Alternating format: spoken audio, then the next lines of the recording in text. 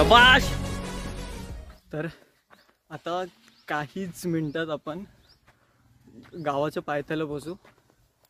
ते थोडा रस्ता थोडा पॅच थोडा खराब आहे आणि आपल्याकडे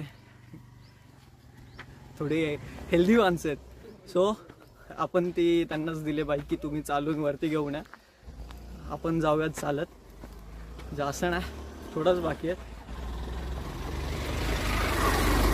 हा एक गेला, दुसरा बाकी आहे, दुसरा येतोय। व्ह्यू क्लास आहे इथे, तुम्ही असं एक प्रिफर करू नका की भाई आपल्याला थंडीतच यायचं आहे, पावसाळ्यातच यायचं आहे, उन्हाळ्यातही या,